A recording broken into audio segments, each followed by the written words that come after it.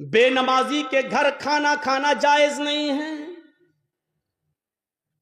बेनमाजी की शादी में शिरकत करना जायज नहीं है।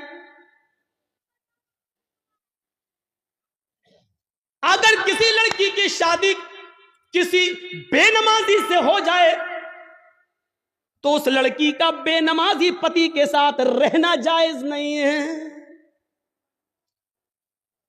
समझाए, मानता है तो ठीक है, नहीं मानता तो अलग हो जाए। सवाल यह है कि वो तलाक ना दे तो तलाक देने की जरूरत ही नहीं है, क्योंकि बेनमाजी मुसलमान ही नहीं है।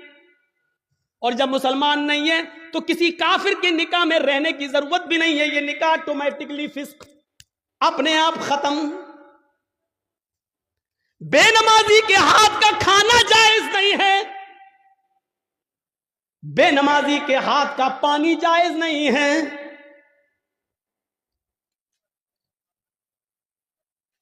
बेनमाजी अगर मर जाए तो उसकी नमाज़े जनाजा पढ़ना जायज नहीं है। बेनमाजी अगर मर जाए तो उसको मुसलमानों के कब्रिस्तान में दफन करना जायज नहीं है। क्या क्या बताऊं।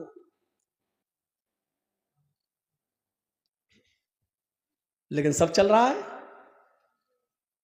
कितना बड़ा दिल गुर्दा है आज, जिसकी हैसियत ये हो और शादी के मौके पर हम ये ना देखें। पूछते लड़की पढ़ी लिखी है? हाँ, कितनी? कुरान पढ़ी है। कितना बड़ा कारनामा है, कुरान पढ़ी है। और कुरान खुलता कब है? रमजान में। फिर पूरे रमजान तक बंद रहता है।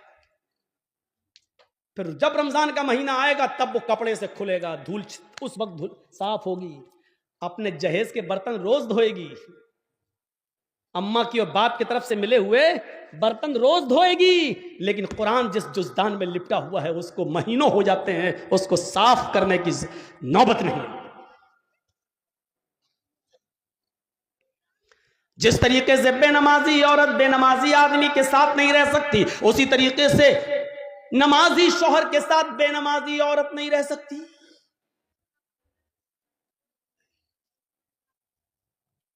देख रहे हैं आप, इन नबियों पर भी नमाज फर्ज थी। यह अलग बात है कि किसी नबी के ऊपर 2 रकात फर्ज थी, किसी नबी के ऊपर 4 रकात फर्ज थी, किसी नबी के ऊपर 3 रकात फर्ज थी, किसी के ऊपर 2 टाइम की थी, किसी के ऊपर 3 टाइम की थी, सुबह दोपहर शाम, और किसी के ऊपर 5 टाइम भी थी, किसी के ऊपर 4 वक्त की भी नमाज फर्ज थी। लेकिन अल्लाह के नबी जनाब मोहम्मद रसूलुल्लाह सल्लल्लाहु अलैहि वसल्लम जब नबी बनाकर भेजे गए तो आपने ये नमाज 5 वक्त की फर्ज की, क्योंकि अल्लाह ताला ने 50 से 5 वक्त की कर दी। और जब 5 वक्त की फर्ज कर दी गई तो नमाज का उसूल ये बनाया कि फजर में 2 रकात रख दी, जोहर में 4 रकात रख दी, असर में 4 रकात रख दी, मगरिब में 3 रख दी और ईशा में 4 रख दी। क्योंकि किसी नबी के ऊपर 2 थी, किसी के ऊपर 3 थी और किसी के ऊपर 4 थी। 2 से कम नहीं थी और 4 से ज्यादा किसी के ऊपर फर्ज नहीं थी। इसलिए अल्लाह के नबी ने 2 भी रखी, 3 भी रखी और 4 भी रखी, ताकि लोगों को इस बात का इल्म हो जाए कि मैं किसी नबी के खिलाफ नहीं हूं। मैंने फजर में 2 रकात नमाज फर्ज की है ताकि उन नबियों की भी इक्तिदा हो जाए जो 2 रकात जो पढ़ा करते थे। 3 रकात भी मैंने मगरिब में रख दिए, क्योंकि कुछ नबियों पर 3 वक्त 3 रकात फर्ज थी, तो मैंने उनको की 3 रकात भी रख दी ताकि उस नबी की सुन्नत भी जिंदा हो जाए। और जिन नबियों पर 4 रकात फर्ज थी हमने जोहर, असर और इशा में 4 रकात फर्ज कर दी ताकि उस नबी की सुन्नत पर भी अमल हो जाए।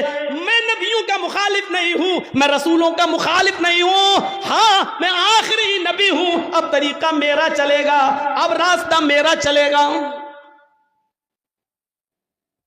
दुनिया में 3 ही किस्म की मखलूक है। एक मखलूक जो हमेशा खड़ी रहती है, जैसे पेड़, दरख्त, पहाड़, ये खड़े हैं। कुछ मखलूक झुकी हुई होती है, जैसे भैंस, बकरी, गाय, भेड़। आप देखिए, हम लोग जब ऐसे रुकू में चले जाएं तो बिल्कुल वही शक्ल हो जाती है। और कुछ मखलूक जमीन से चिपकी हुई होती है, जैसे छिपकली, चूहा, दीवार पे भी चढ़ेगा तो चिपका हुआ होगा, जमीन पे होगा तो ऐसे होगा। ये तीन ही किस्म की मखलूक है, चौथी कोई किस्म नहीं है। और अल्लाह कहता है युसब्बिहु लिल्लाहि मा फिस समावाति व मा फिल अर्द, जमीन और आसमान की सारी मखलूक अल्लाह की तस्बीह बयान कर रही है, अल्लाह की हम्द व सना बयान कर रही है। अल्लाह के नबी सल्लल्लाहु अलैहि वसल्लम ने नमाज में ये तीनों कंडीशन लागू कर दी है। अल्लाहु अकबर, अय अल्लाह ये पहाड़ भी तेरी हम्द व सना बयान करते हैं, ये दरख्तों के पत्ते भी हम्द व सना बयान करते हैं।